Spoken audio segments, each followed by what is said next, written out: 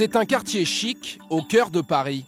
Une adresse discrète et protégée où se cache un des monuments de la presse française, la rédaction du Canard enchaîné. Nous avons rendez-vous avec Claude Angély, une des figures historiques du journal. Rédacteur en chef pendant 30 ans. Depuis 3 semaines, son Canard allume Mathieu Gallet, le patron de Radio France. Certains y voient de l'acharnement, mais pas Claude Angély. L'information, elle pouvait être très négative pour Mathieu Gallet. Bon, il a reconnu qu'il avait fait une erreur, hein. Mais il n'avait qu'à pas la faire. On ne va pas accuser les journaux de mauvaises intentions. Les hommes politiques ou les gens qui dirigent, bon, il faudrait quand même qu'ils apprennent à se comporter un peu mieux. Mathieu Gallet, désormais pilonné tous les mercredis, porte plainte pour diffamation.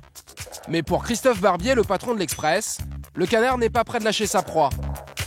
Le canard aime bien manger du saucisson. Et le saucisson, ça se découpe en petites tranches. Donc chaque semaine, il faut trouver la tranche supplémentaire, c'est-à-dire le rapport, l'info, le document qu'on n'a pas livré la semaine précédente. Et du coup, ça installe l'opinion, évidemment, dans l'attente du feuilleton, de la suite. Et c'est très bon pour vendre des journaux. Le Canard enchaîné, ce sont 8 pages publiées chaque mercredi. À l'intérieur, aucune publicité. Le journal vit de ses ventes et de ses économies. Un pactole de plus de 100 millions d'euros. C'est le prix de son indépendance. À l'Assemblée nationale, le mercredi, c'est le journal qu'il faut avoir acheté. Car le Canard révèle les petits et les grands secrets de la vie politique. Ici, tout le monde le lit. Normal, bon nombre d'informateurs du journal siègent au Palais Bourbon. Bon, vous savez, il y a des pigistes partout. Même dans la politique, il y a des pigistes.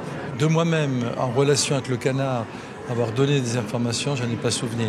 Mais je sais que l'on m'a dit, attention, tu appelles à tel journaliste, c'est un informateur du Canard. C'était trop tard. Et si les politiques balancent, c'est parce qu'avec le Canard, on peut se débarrasser de ses adversaires.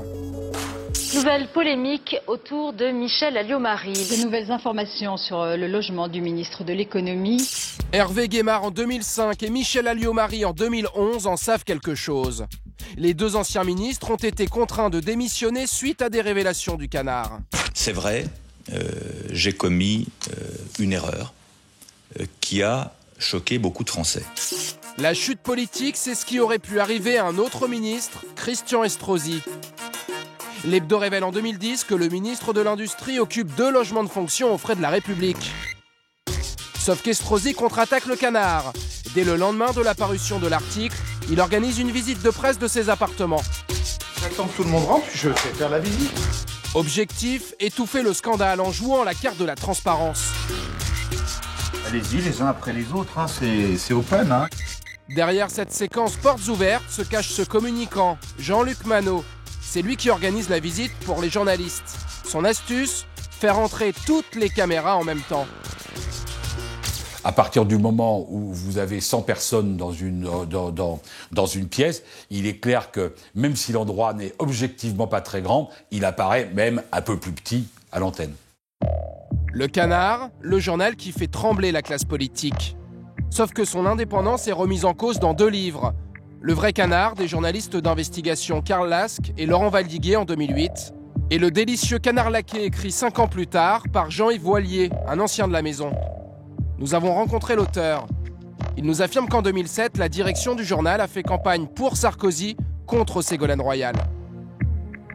L'administrateur du journal disait, sans doute traumatisé par 1982, qui était la seule année où le Canard enchaîné a perdu de l'argent, juste après l'arrivée de François Mitterrand, disait, vous irez le vendre, le journal, avec Ségolène. Qu'est-ce qui a joué des intérêts mercantiles, des sympathies politiques? Certains, au sein de la rédaction, ont eu une vraie sympathie pour le dynamisme, l'énergie de Sarkozy. On critique la droite. On n'a pas été pour Sarkozy, on n'a pas été pour Chirac, pour Giscard et tout.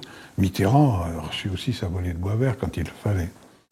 C'est vrai que le Canard ne ménage personne, et surtout pas les journalistes. Ceux qui s'aventurent à le critiquer s'en souviennent encore. On est un peu fâché avec le Canard, parce que l'Express a commis un sacrilège. L'Express a fait sa une sur le Canard enchaîné, avec l'excellent livre de Lasqueux et Valdiguier sur la face cachée du Canard. Et ça, ouh là là, ils nous en ont beaucoup voulu. J'ai pas subi beaucoup de pression des politiques depuis que je dirige ce journal. La plus forte pression que j'ai subie, c'est celle des amis du Canard, pour que je renonce à publier les bonnes feuilles de ce livre. Et si certains refusent de lui voler dans les plumes, c'est aussi parce que le Canard est devenu au fil du temps une institution salutaire qui révèle des scandales d'État depuis presque un siècle.